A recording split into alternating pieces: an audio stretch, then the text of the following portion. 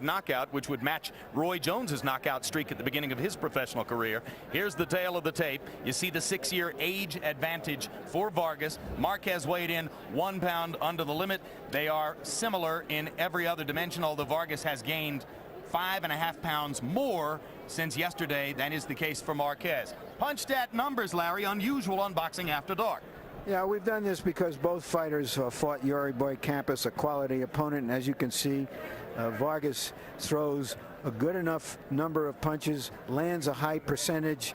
Marquez throws more punches, but his landing number is virtually the same. And that goes for the same with their power punches. So even though Marquez misses more, which may give Vargas more opportunity to counterpunch, he does land a lot of punches. And of course, the fourth ringsider who will bleed in solidarity with the fighters in the ring is our unofficial scorer, Harold Letterman.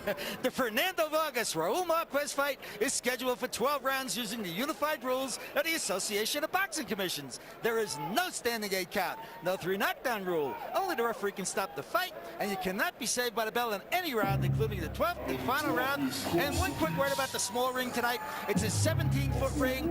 After Riddick both fought Larry Donald and put in a small ring, the Nevada State Athletic Commission passed a regulation that it's supposed to be at least 20 feet, but this ring is built on a stage at Caesars Tahoe. You can't make it any larger, so the Nevada State Athletic Commission okayed the 17-foot small ring. Jim. All right, thank you very much, Harold. And like Roy Jones, like Felix Trinidad, like Oscar De La Hoya, like so many other star fighters in the sport, Raul Marquez was nurtured into becoming a fighter by his father. He had a brief tour with another trainer recently, but then left him and came back to be trained once again by his father as he comes into this fight.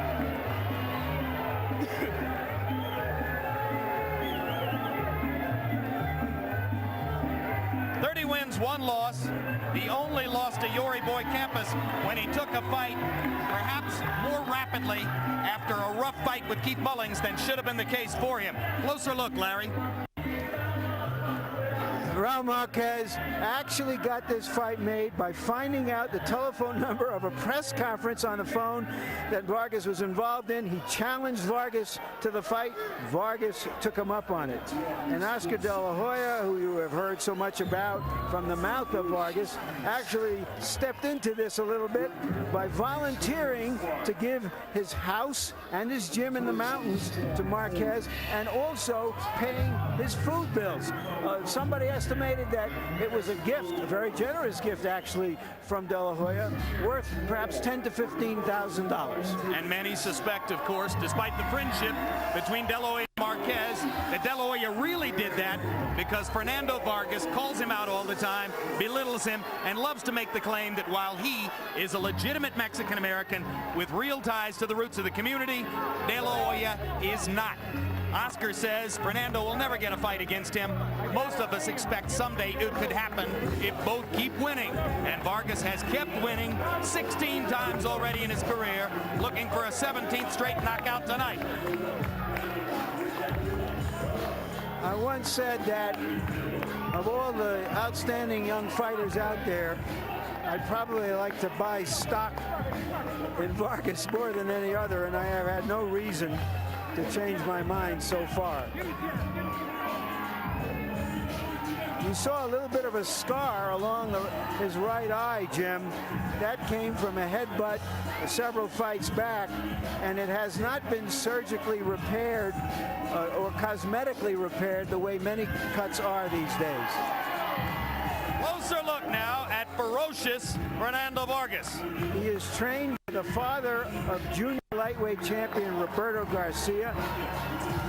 Longest fight has gone 7 rounds. We are 1.25 miles up, 6,200 feet. If this fight goes into the late rounds, that will be a real test for Vargas, who incidentally has his own website where he sells merchandise and communicates with his fans. And speaking of websites, let's get ready for www.letsgetreadytorumble.com as we go up to Michael Buffer for the official introductions. Ladies and gentlemen, from Caesars Tahoe on the south shore of Lake Tahoe, Nevada, Main Events and Miller Lite present 12 rounds of boxing for the IBF Junior Middleweight Championship of the World. sanctioned by the Nevada State Athletic Commission. Chairman Dr. Elias Ghanem, Commissioners Glenn Carano, Lorenzo Fertitta, Dr. Luther Mack, and Dr. James Nave. Executive Director Mark Ratner. Physicians at ringside, Dr. Joseph Heflin, Dr. Edwin Homansky, and Dr. John Wickman.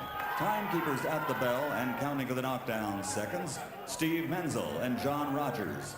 The 3 judges assigned, scoring this bout on a 10-point must system will be Bill Graham, Doug Tucker, and Steve Weisfeld.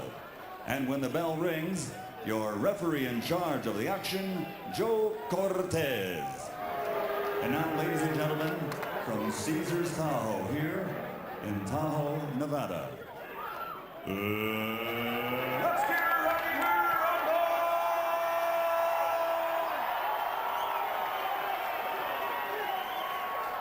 Introducing first, fighting out of the blue corner, wearing gold trimmed with black and weighing in at 153 pounds.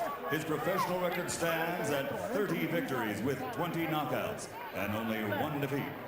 From Houston, Texas, here is the challenger, the former junior middleweight world champion, Raul Marquez.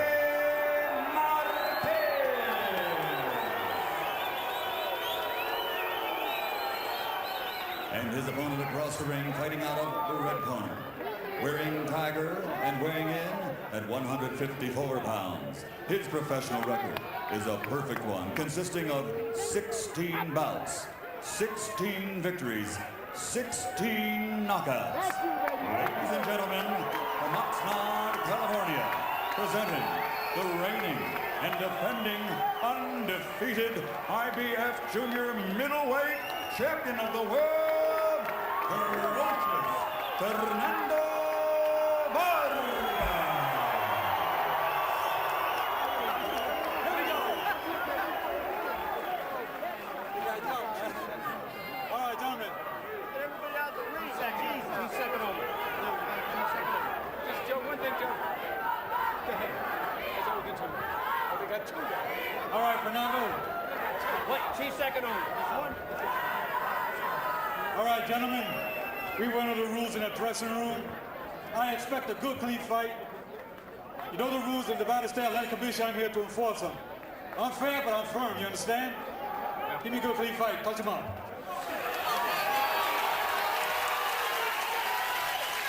Vargas says that he can hit Marquez with his eyes closed.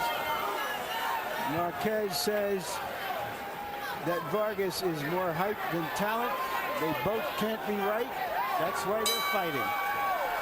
And if you follow the stock market in the 154-pound division, then you were probably watching David Reed's performance against a fighter named Kevin Kelly last night. The reviews for Reed, not very good.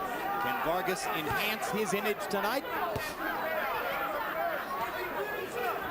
Well, Roy Jones really ranking expert now on fighting mandatory challenges against southpaws, having fought 4 of them in a row. And even though Marquez stands in a southpaw stance, you've already made it clear on camera, you don't think that poses much of a puzzle for Vargas. Not really, because as you saw in my last fight, the advantage of speed is a big difference. Vargas has much more speed than does Raul Marquez. However, Raul Marquez does have a lot of experience, and if you're not careful, the guy can time you, just as Reggie said. Reggie was trying to time me. The southpaw is lucky enough to time him, then he can catch him. But speed should be the biggest advantage for Fernando Vargas. Lead left hook lands for Vargas as he goes in. Larry? Marquez is being much more deliberate than he usually is, as he promised us.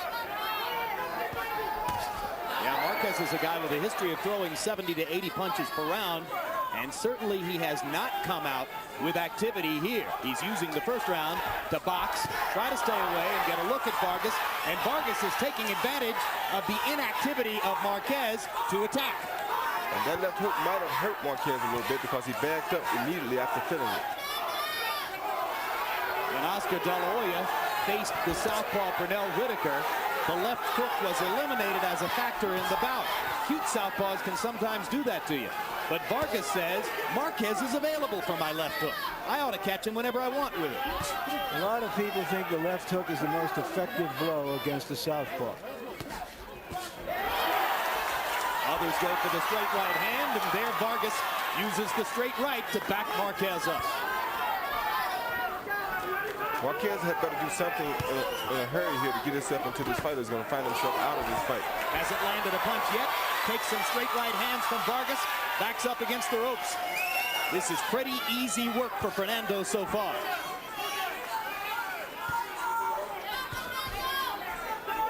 There seemed to be a cut or something on the eyelid of Raul Marquez already.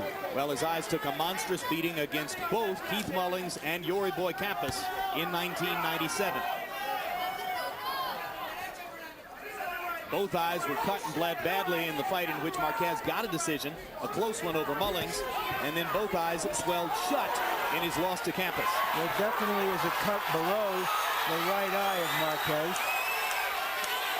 Actually, I think it's the eyelid bleeding. I still don't think Marquez has landed a punch in the round. I don't either, Jim. Getting credit for one landed punch from Campas and taking a lot of level. Our translator for Spanish speakers in both corners is Ray Torres. That's okay, relax. That's okay, Okay, this is yours now. Very calm.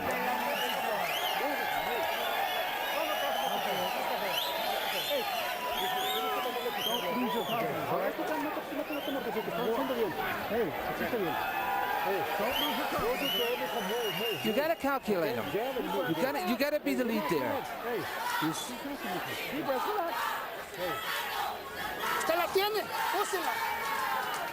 You got the punch, use it. You gotta calculate it. It's never gonna beat you. There's a good solid left hook by Vargas early in the round, and you saw that Marquez does have a cut on his left eyelid. So cutman Chuck Bodak will be charged with the responsibility of trying to keep the cut from bothering Marquez too much. You see that Harold Letterman scored the first round 10-8, though there were no knockdowns, a mark of how one-sided it was by CompuBox numbers. Fernando Vargas landed 20 power shots, and Marquez landed 1 of 20 total punches. Marquez has to try to do more in round 2, and he lands a right hand against Vargas.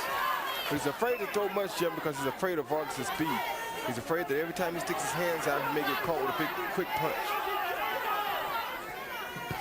Not going to help him to stand back and not do nothing, though. He needs to go ahead and push the issue if he wants to get into this fight. You know what I love about Vargas' speed, Roy? It's precise, carefully measured speed. There's no wasted motion in there. He uses it when he needs it. Right hand up the pipe. So this is just target practice for Vargas right now.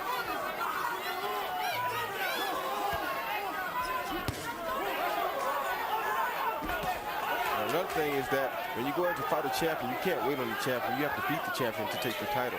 You know, part of what may be going on here is Marquez may feel that he would best be suited for a long fight. He's fought many fights that have gone 10, 12 rounds, and Vargas has never gone beyond 7.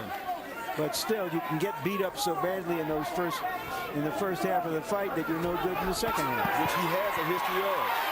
Vargas leaning away and then landing a counter right hand shot. Marquez got in one left before Vargas came off the ropes with an uppercut of his own. And now Vargas lands a right hand to the body and begins to look back upstairs.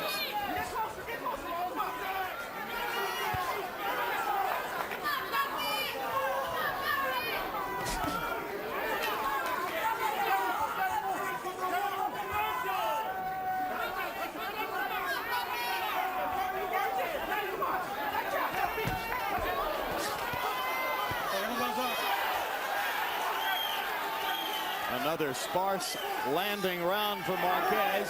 After landing 1 punch in the first round, he's been given credit for 3 so far in this round. So Marquez finding it hard to get on the scoreboard, and Vargas taking his time, having it much his way, and hurting Marquez with power punches. Oh, he's got him going again, Roy. Yeah, it looks like the eye is starting to shut a little bit.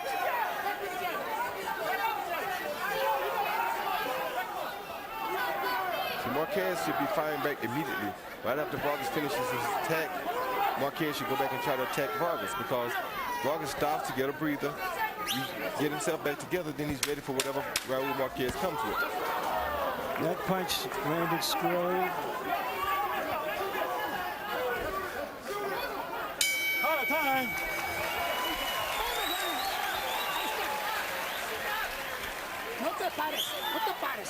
Don't just stand there. Move around. Walking. You gotta walk him. Always throwing your jabs. Be careful with the right hand. He's cut already.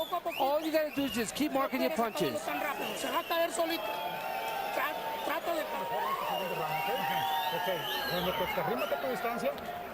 When he comes in close to you, get a distance and throw your right hand.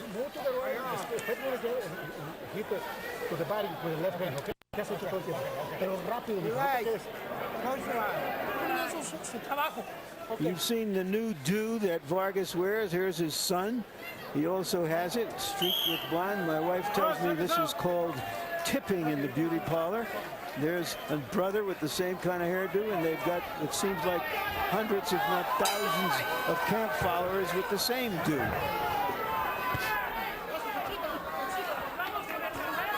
Marquez, one of the things Marquez said before the fight is that he's very eager to find out what Fernando Vargas is all about. I'm not sure if he's as eager to find out what he has found out so far. Well, maybe he means that he's going to push him for a little while and go into that long fight, like you said, and find out does he have the heart to endure as the rounds get longer. Let's go. Well, certainly that was one of the many things Marquez said about how he would prove Vargas isn't as good as people think Vargas is. Marquez also had it in his head that Yori Boy Campos could have done better against Vargas if he had been more committed to the task. But I'm afraid what put Campos out against Vargas was hard punches with both fists. And that's what's happening again tonight.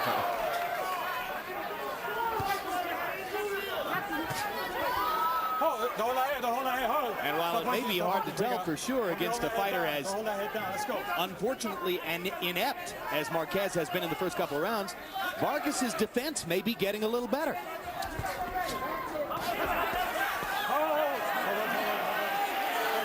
Fighters like Anthony Stevens and Darren Mashinsky said that Vargas wasn't all that hard to hit, but Campos couldn't find him much, and Marquez hadn't found him at all. Good straight right hand by Vargas, a miss over the top by Marquez.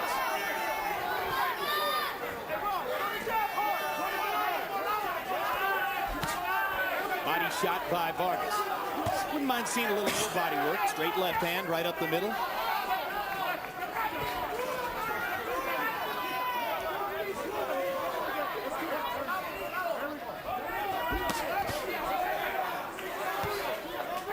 Marquez still has to be more aggressive. He's not making Vargas use much energy like this.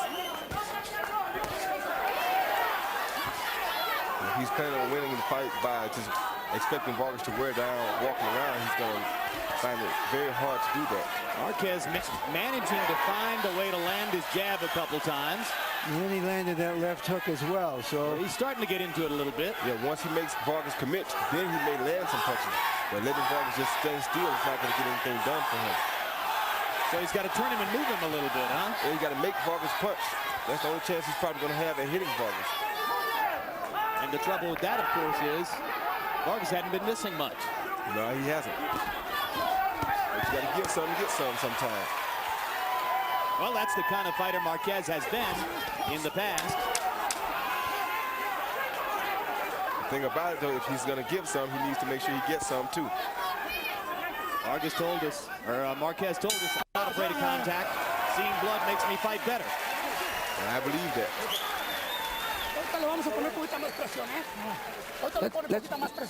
We got to put a little more pressure on him. You got to pressure him. I'm watching him, and you need to put some more pressure.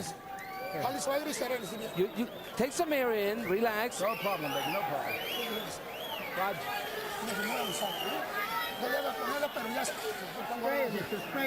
Come on, okay. Put one of those again. I got it. Okay. You understand, son? You got to keep after him. No, that's at your right eye. Don't relax. Close your eyes. Deep breath. You need this opportunity. This is a great shot for you. You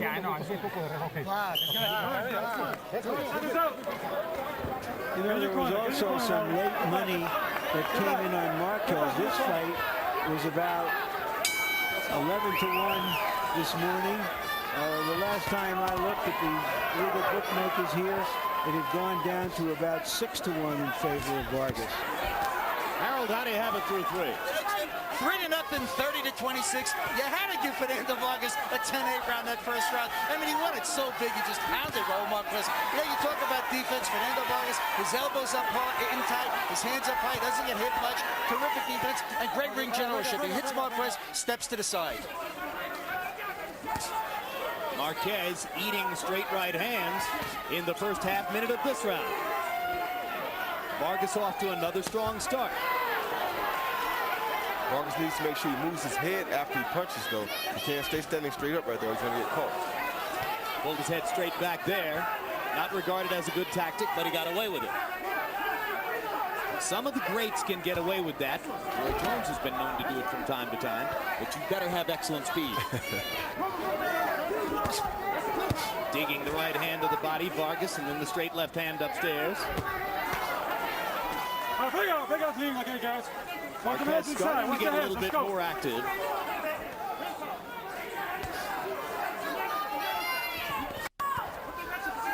I like the fact that Vargas is still throwing body shots, too. I think he ought to throw more. To me, he dramatically enhances his chances of finishing Raul Marquez if he'll hurt him to the body and drop his hands a little bit. Solid shot by Vargas. Good 2 punches by Raul Marquez. Another straight right hand lands for Vargas. Marquez looking for an opportunity to get back. Couldn't get a punch off. Like he said, he doesn't care about getting hit. That's a good thing for him. He has to make sure that he lands punches also. A lot of people don't realize that it takes just as much out of you to catch punches as it does to throw them. The men who work with Fernando Vargas, Lou Duva, Ronnie Shields, Roger Bloodworth, who really does most of the day-to-day gym work, looking for more head movement from Fernando, and I think they're getting it here tonight. Now, wait a minute, Roy. It may take as much energy, but you don't want to say that throwing a punch is the same as catching a punch. No. What I'm saying is, by standing there catching punches, you're also wearing yourself down while your opponent is wearing himself down. While your opponent is wearing himself down. If he's gone wild and crazy. Because from what I'm seeing here, Vargas is still very measured. He's not gotten crazy. Not throwing too many punches, but fighting within himself. And this is true. But I'm saying Raul Marquez is taking punches, expecting to tire Vargas out. He's going to tire himself out worse than Vargas is. I agree with that.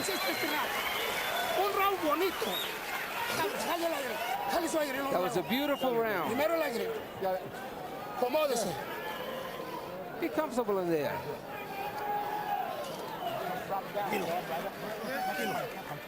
That ring guard girl, or a round guard girl, is Bernice McCooney, a model, actress, and banker here in the Lake Tahoe area.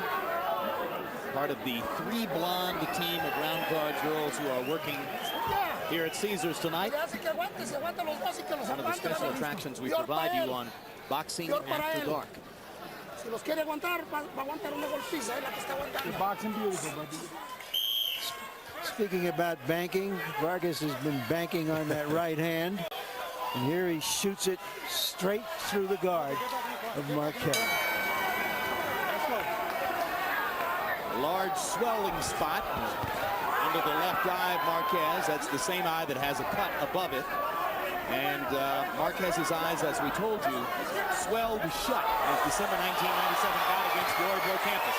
And now he takes another right and a left from Vargas. And his left eye and his right eye now is cut as well, Jim. Marquez's right eye is split as well. Cut right at the corner from that left hand shot by Vargas.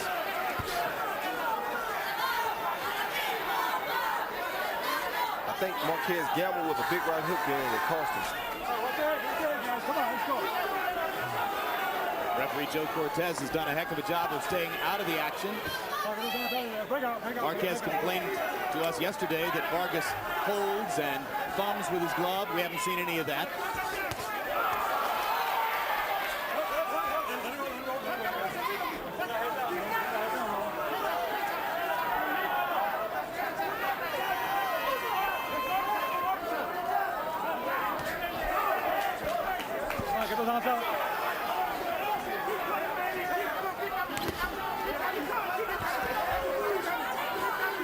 Little rally there by Marquez, and he lands a left cross across the chin of Vargas.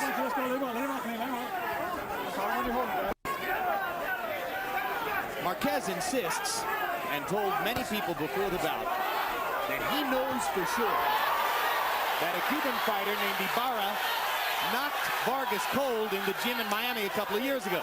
Vargas laughed it off and said, of course, that isn't the case. But Marquez said it was a right hook with a southpaw doing the damage, and I'm going to do the same thing. He hasn't landed a big right hook, but he did land another left cross a moment ago. And he tried a big right hook at the beginning of this round that cost him that cut over his left eye, over his right eye. Yep. Vargas just hunting and pecking against Marquez, who's now bleeding from both eyes and swelling around both eyes.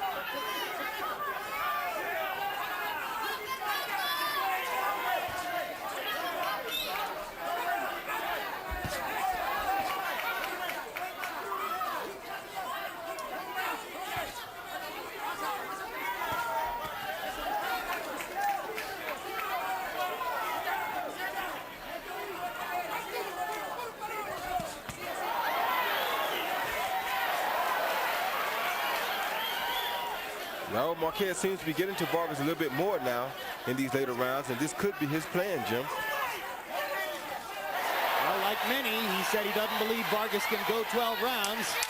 That's probably the biggest criticism Fernando faces, given the fact that he's never been beyond 7. The question now is, how long can Marquez last with the increasing damage to his face? We told you about the history for Marquez's eyes, most notably September 13, 1997, his title defense in Las Vegas against a then relatively unknown Keith Mullings. And Mullings did so much damage to both of Marquez's eyes that many at ringside believed that Mullings should have deserved a decision in the fight. Marquez wound up getting the call. In less than 3 months later, came back for big money against Yori Boy Campos, and Campos produced massive swelling around both eyes, as you saw. Here's the way Marquez looks tonight. Not that terribly different than... It's only a table knife, but you could kill a pilot with a table knife. A half ago. Both sides of his cheek.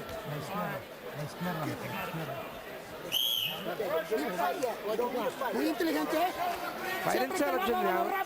Going forward, throwing fast punches. Round 5 was Raul Marquez's best round by far. You saw the rally at the end of the round. It helped him to wind up landing 19 punches. Still, Vargas was 27 of 48. And Harold Letterman has not given a cart. And there is a low blow for which Joe Cortez is going to give Vargas a timeout. And Fernando is in extreme pain.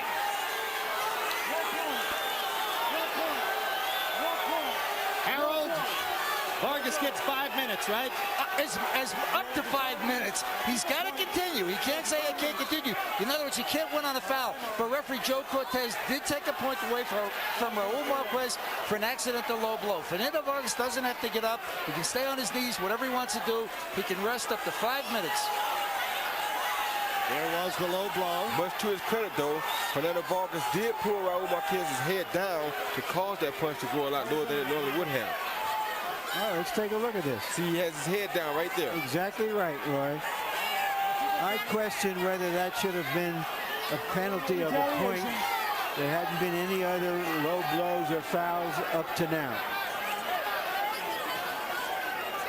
And I guess Cortez issued the penalty because of the severity of the low blow and its effect. Strictly a judgment call, Jim.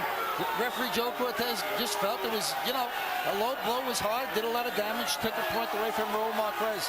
But we saw that Vargas contributed to it, so we get the second guess. All right, Roy, how dangerous is this for Vargas? How often might a fighter lose his rhythm, lose his confidence in the middle of the fight as the result of suffering a low blow like that? I don't think it'll break his rhythm nor his confidence. If anything, I think Raul Marquez was starting to get to him a little bit more, and it may break Raul Marquez's rhythm because it gave Vargas a chance to recuperate. Round 6 of the scheduled 12. You notice there were no apologies.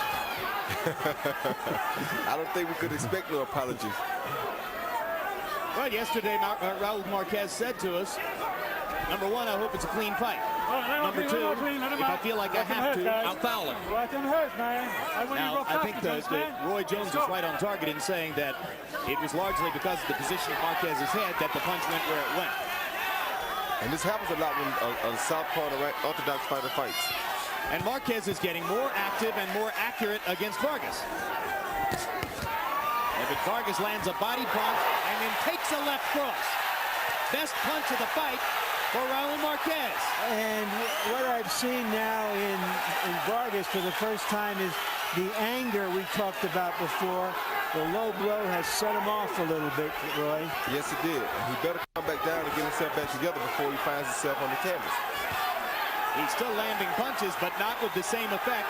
And these are more awkward arm punches than the earlier punches, which were within his tight envelope. Now he's fighting like he's supposed to be fighting, though. Give credit to Marquez, though. He's throwing some very good punches here, too, Jeff. Now, Marquez is coming back in the fight. He's doing much better now than was the case in the first 2 rounds when he just really wasn't there at all.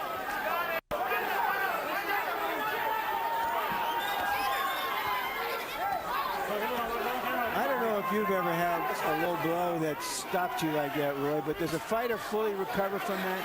Sometimes he does, sometimes he doesn't. Have you had one that bad? No, I don't think I would let one get to me that bad because, number one, anything that happens to me in the fight doesn't really bother me because my mind is too powerful. Straight right hand by Vargas knocked the mouthpiece out of Marquez's mouth. Joe Cortez holding the mouthpiece now. He won't give the mouthpiece back until there's a logical stoppage in action, and now Cortez chooses that moment. It was Vargas's mouthpiece. Vargas lost his mouthpiece when he was hurt briefly against Yori Boy Campos in the 5th round. Now he loses the mouthpiece here, but he was the one who was doing the damage at the moment that the mouthpiece dropped out. Body shot by Vargas.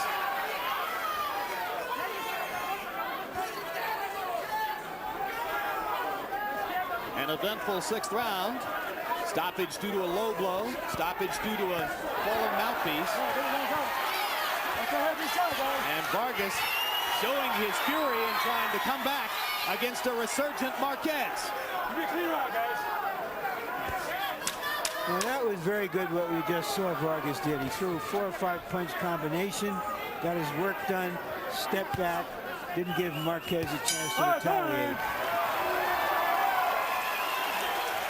And even if it was another of Marquez's better rounds, he had the deduction of a point against Marquez for the low blow.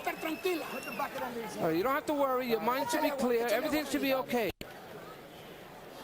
Alright,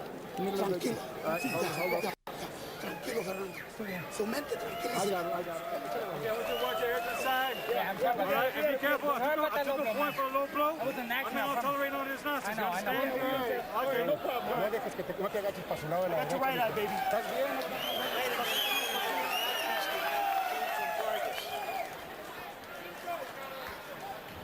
There you see the good left hand by Marquez, once again from a different angle. And now we'll see if the mouthpiece spits out. With that little light jab, somehow Vargas lost his mouthpiece. But he may not have lost a round up until now. Numerically, round 6 was the closest round of the fight. Vargas landing 19 of 47, Marquez landing 19 of 48. But again, the penalty deduction may have ensured that Vargas keeps his margin growing in the fight. Harold, how do you have it through 6? Jim, I gave round 6 to Raul Marquez. I thought he was he's a little bit more effective and certainly a little bit more aggressive. But, you know, even though he won the round, it becomes 9-9. You know, it's 10 points, -1 for the low blow, so it becomes 9-9. I've got it 59-53, 5 rounds for Fernando Vargas, 1 round even. So Fernando Vargas with a big 6-point lead. Raul Marquez is really going to have to come out to get back into this fight. So far, it's all Fernando Vargas.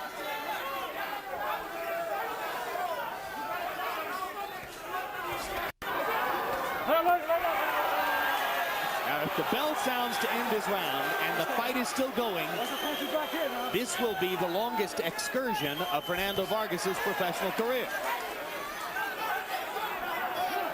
Marquez, for his part, has gone past the 7th round 13 times in his 31 fights. Vargas is fighting a very patient fight here.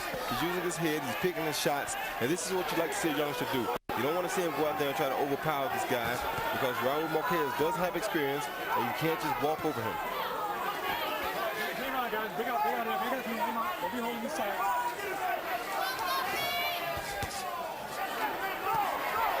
Marquez with an uppercut after the straight right hand by Vargas. Marquez rapidly becoming the more active fighter, but Vargas continues to punch up the middle with accuracy. And yes, the good right hand body shot. Excellent body shot by Vargas. Those are the type of punches that need to be landed in a long fight.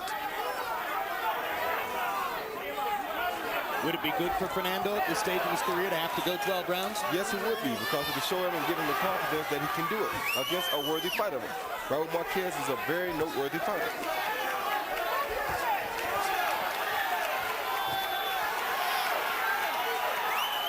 Now, since you started your pro career with 17 knockouts in a row, Roy, do you have any small vested interest in seeing Vargas' streak stop at 16?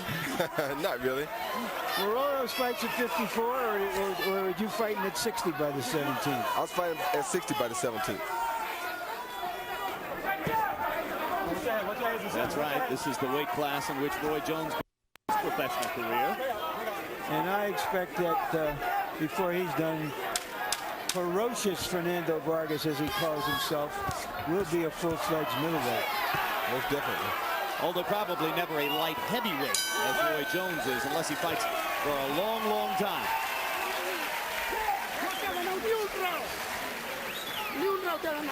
That was a beautiful round. He hasn't won a round yet. You're ahead all the rounds. Take some air in. Nice and calm, nice and serene. You're working beautifully. That's it. Nice and easy. I got it. Good ball, you talk. Lean back, close your eye.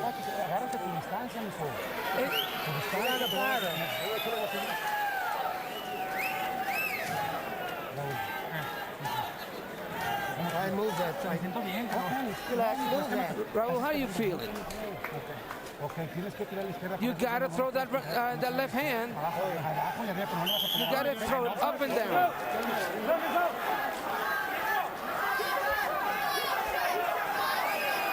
That's Marquez's dad, Arturo Marquez, advising his son to throw more left hands and to throw it up and down. And there's Vargas starting the round with a big punch. Yeah, that right hand hurt Marquez. His eyes shut closed real tight after that punch. You know, the question now is, does Marquez really want to win this fight? Is he willing to take the risks to try to make something happen? Or is he going to be satisfied to go 12?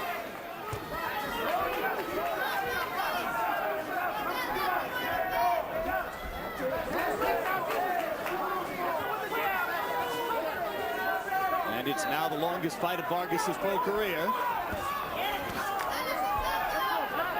Campos indicated after the 7th round that he didn't want any more. I don't think that is quite a landmark as landing on the moon, Tim.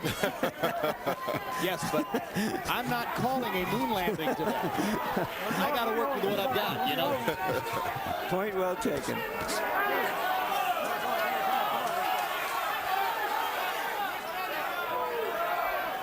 Vargas has taken so much out of Raul Marquez now until I don't even know if Raul Marquez can land a big enough punch to hurt Vargas at this point. I don't know if he has a big enough punch even when he's fresh. He's not a big puncher, Roy. Never has been. He's doing a pretty decent job of taking Vargas's artillery. But I guess, of course, he finished the fights against Mullings and Campos on his feet as well, despite all of the damage that was done. Well, he has a big heart now. No question. Without a doubt. Raised to fight, loves to fight. Left-right combination by Vargas, who has gotten sharp again after wandering just a little bit in the middle rounds. I think this is just clockwork for Vargas now. For the most part, this is an excellent boxing performance by 21-year-old Fernando Vargas.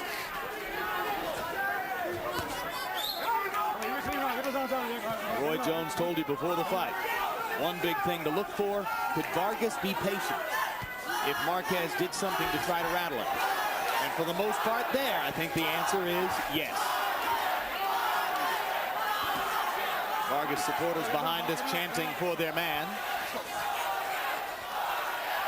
Yeah, the truth is that Vargas hasn't even given his own fans much to cheer about. This has become almost like a sparring session. It's a very workmanlike, credible performance, but not the kind of dynamic performance they're used to from him. Yeah, but that's what you get usually when you fight a southpaw. Tell us about it. Oh, great combination. Great combination. Right to the body. Right upstairs. Two lefts upstairs. Vargas hammering Marquez as the 8th round comes to a close. And there he gave his fans something to cheer about. That was brilliant. Well, earlier tonight, you had the heavyweight battle between David Tua and Gary Bell. This one ended in 79 seconds of Tua fury. During those 79 seconds, that headbutt produced a huge cut over Gary Bell's left eye. But that was not the decisive factor in the fight. Instead, it was the left hooks and then eventually the right crosses of David Tua that made the difference. Bell so conscious of guarding against the left hooks that, as Roy Jones told you, he completely forgot to guard against right hands, and Tua simply pounded Bell out of there with the right to get a TKO and a spectacular win. Yeah, Jim and Roy, the one thing I've noticed about David Tua recently is he's more of a two-handed puncher than he was a couple years ago. That right hand now is a weapon and has to be regarded. And that is a weapon that he definitely will need to become heavyweight champion. Vargas in the 8th round landed 35 of 51 punches. That's 70%. 26 of 36 power shots. And you suspect that it's getting more and more difficult for Raul Marquez to see the punches coming. Yes, because those eyes have taken a battering tonight.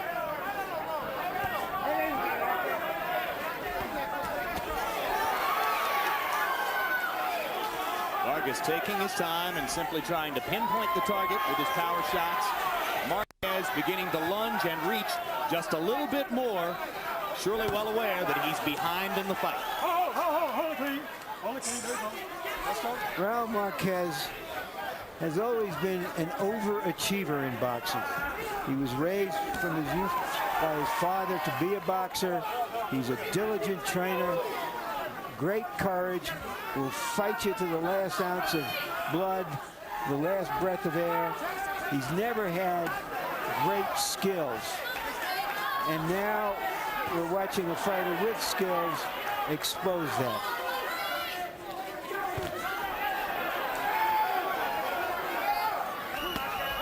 Sometimes guys look at a guy like Fernando Vargas and think because they never seen him have a hard time or they never seen him struggle in a fight that he's never been tested or he can't fight.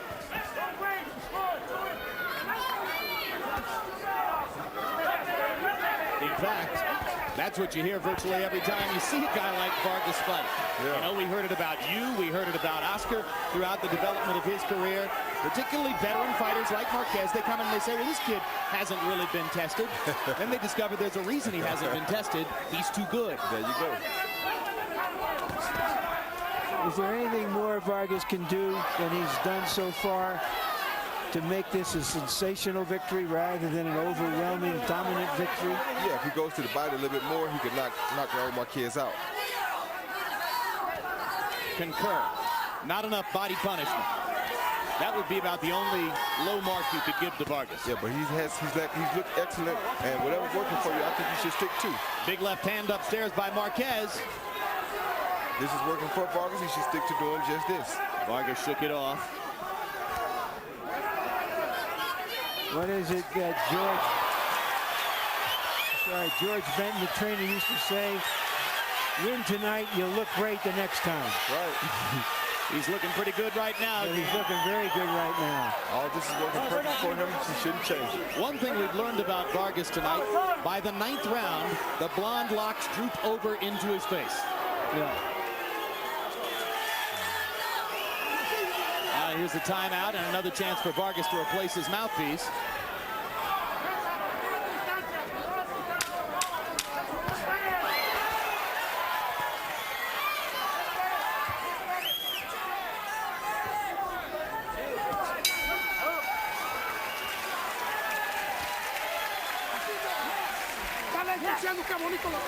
That was a beautiful round that you boxed. You boxed him beautifully like you're doing. Take some air in. Don't get overconfident. You don't have to get overconfident because you have to be quick all the time. Come on, baby, come on. Just listen, just listen. Tienes que ganarle por marca única. Final, okay?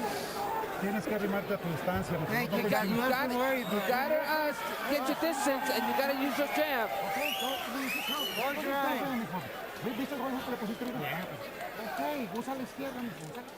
Here we see Vargas throwing a very good combination. Lesser fighter than Marquez. Wouldn't be here anymore after this type of action.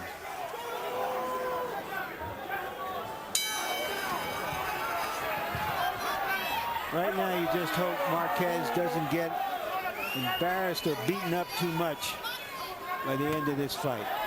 Right now, you hope that Marquez leaves the fight without permanent damage to his eyes. Harold Letterman, how do you have it through 9? Larry, Jim, I've got it 89-80. 8 rounds for Fernando Vargas, 1 round even. I've got Fernando Vargas winning this fight huge. I think that he's gone to an offense that basically is all straight right-hand leads. I mean, he's killing them with that right-hand lead. Watch Vargas, he constantly throws that right-hand lead, and he can't miss Raul Marquez. And on clean punching, you got to like Fernando Vargas big. Marquez landed a little right hook inside. Marquez landing one of his more effective blows in a while. And Roy Jones, you were watching Marquez's corner very closely between rounds. What do you see?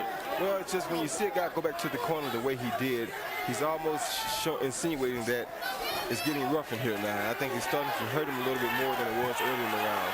He's not going to quit, though, because he's a guy with a big heart, but you have to be very careful at this point that his heart doesn't cause him permanent damage over the long haul. Vargas landing an uppercut and another straight right hand. Marquez keeps coming, trying to find some way to turn things around, trying to land one big punch that would put Vargas in a vulnerable position. But as Larry pointed out to you earlier, Marquez has never been seen as a huge puncher in his career. And Vargas is handling what he throws at him pretty well. And Vargas landing power shots as he has consistently throughout the bout.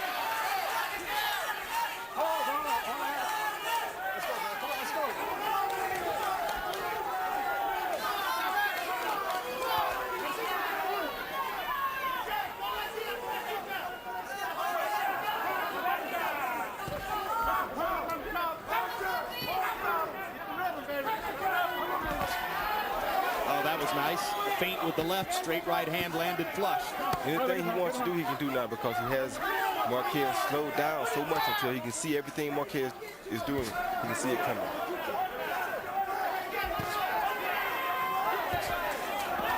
Mouthpiece flies out of Marquez's mouth this time after the solid left hand shot by Vargas. Oh, it's Vargas again? Yeah. So in other words, he's got a habit of dropping his mouthpiece while he throws punches. That's the only weakness I've seen in him tonight. That and the way the forelock flops over.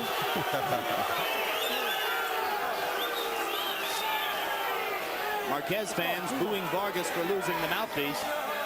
That is the 3rd time in the fight that he's lost the mouthpiece. Good right hand. Harold, you got a comment on this mouthpiece thing? Yeah, Jim.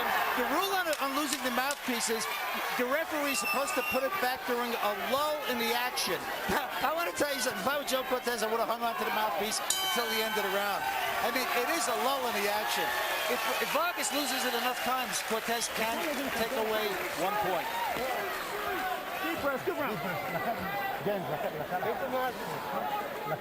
One-sided punch stat numbers through round 10.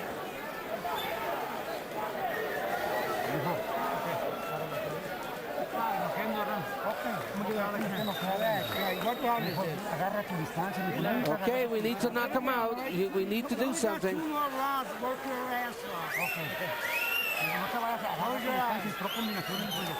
You get your distance, but make sure you throw punches.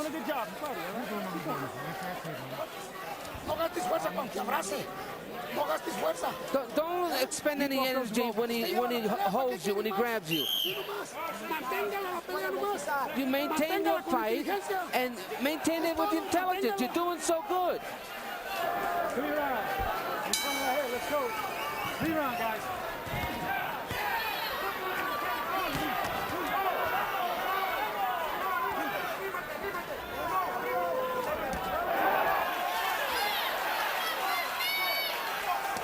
The 11th round of the scheduled 12.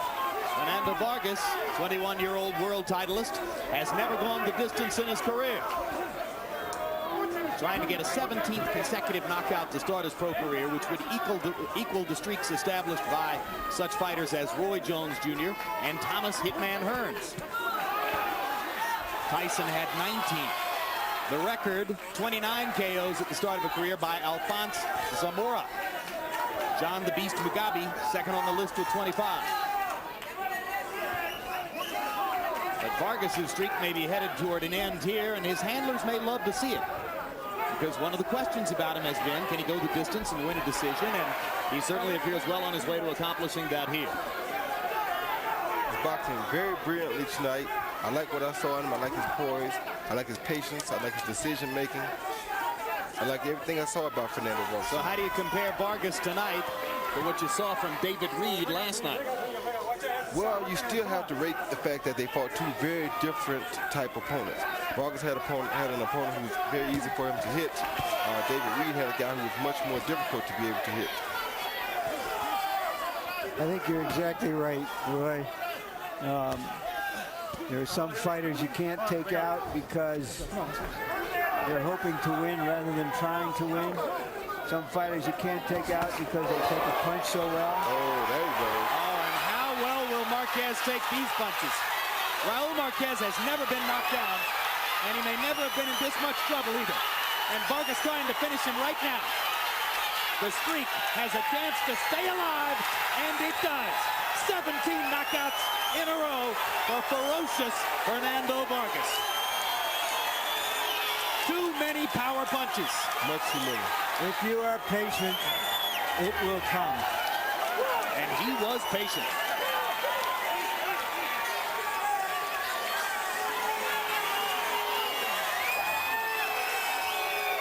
Well, as I said before, Raul Marquez said he wanted to find out what Vargas was all about. He found out. Next question.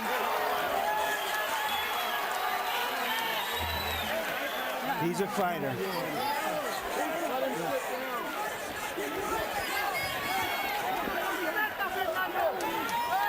So after landing power shot after power shot for 10 rounds against a Raul Marquez who appeared capable at least of finishing the fight despite all the damage he was sustaining, Fernando Vargas finally landed the kind of artillery in round 11 that made it necessary for Joe Cortez to stop the fight. Let's look again, Roy. An accumulation of punches finally wore Marquez down. That's what I was telling you when I said it seemed as though he was starting to weaken a little bit, like he wasn't taking the punches as well, like he was starting to hurt a little bit more. And you can expect that, you know. Anytime you see things like that starting happening, you know it's just about signifying the end. And Vargas going about his business with left and right-hand shots. Maybe if he'd gone to the body more intensively in the early and middle rounds, this could have happened earlier. But there's very little to criticize overall in this knockout performance by the knockout star of the 154-pound division. Vargas, go ahead. Like I said earlier, if something is working, don't go away from it. I know we want to see more body punching, but if the head punches are working and they're keeping the guy off of you and keeping you ahead in the fight, then you continue to do what works. Which is another way of saying that there's practically nothing to criticize in this performance. No, it's not, because he took the opportunity to go to the body when he saw the opportunity. Well said. Vargas closed the show, landing 20 of his last 36 power shots. That right cross, that left-hand shot. What could Cortez do? He had no choice but to step in and stop. And you saw there, Vargas was getting ready to go to the body at the end before Cortez stopped it. Let's go to Michael Buffer for the official particulars.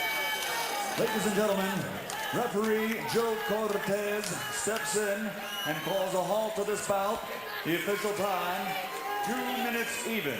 2 minutes even into round number 11 for the winner, who in his 17th bout has recorded his 17th victory, his 17th by knockout, and he is still the undefeated IBF Junior Middleweight Champion of the world, Fernando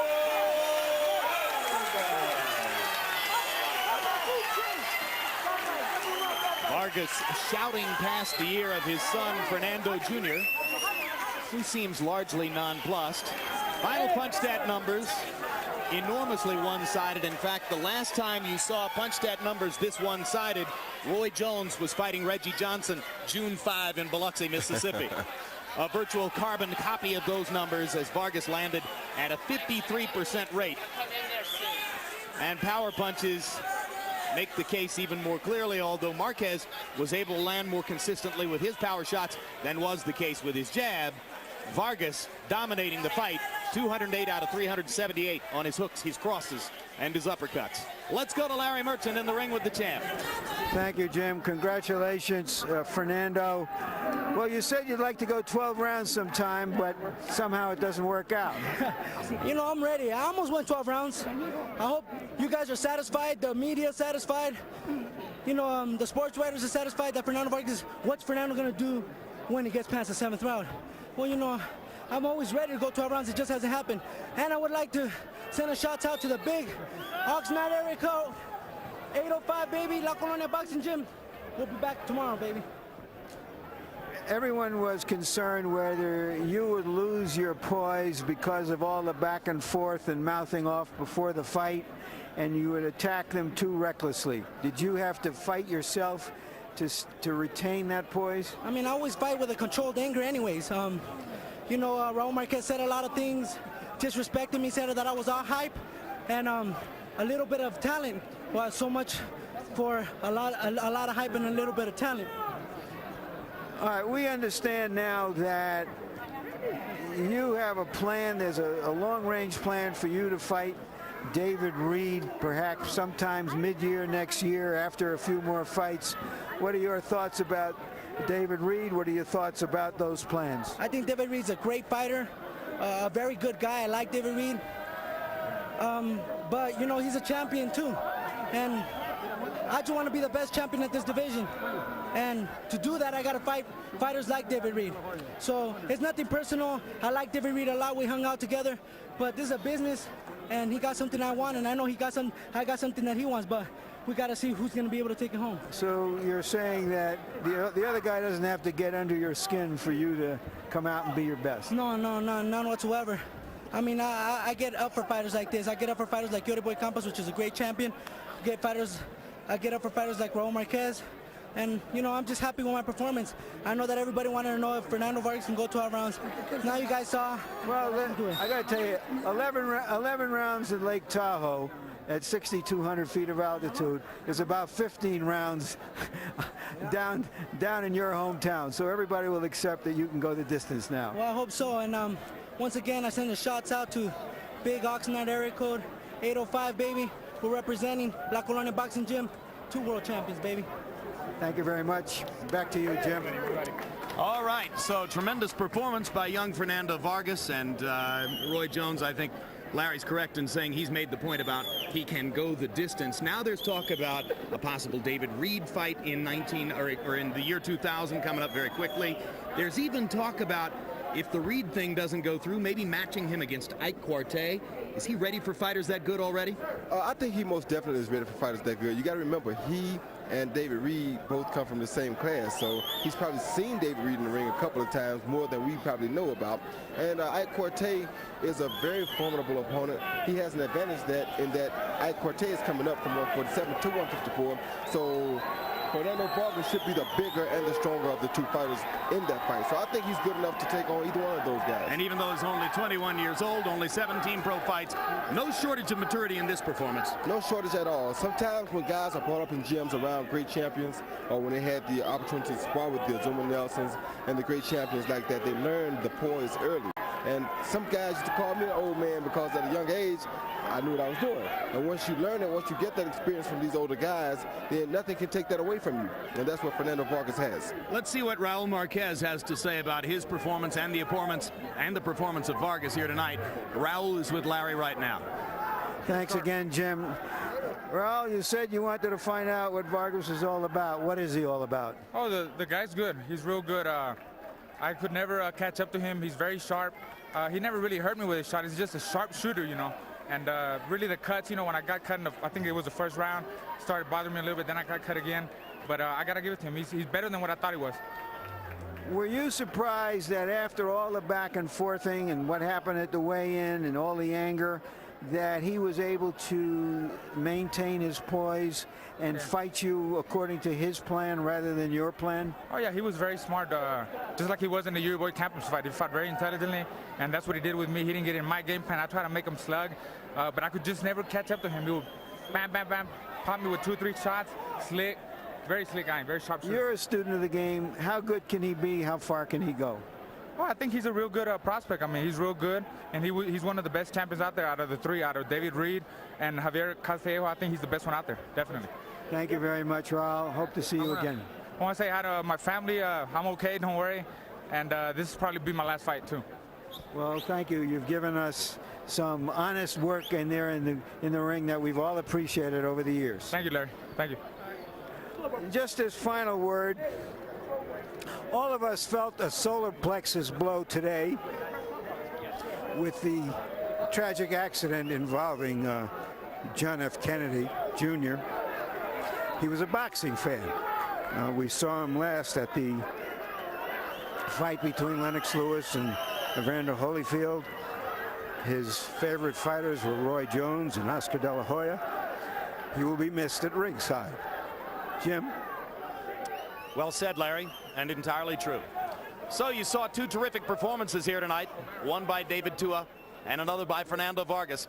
We'll have a final word on what happened in the ring in just a second. Let's look ahead to some upcoming programs here on HBO.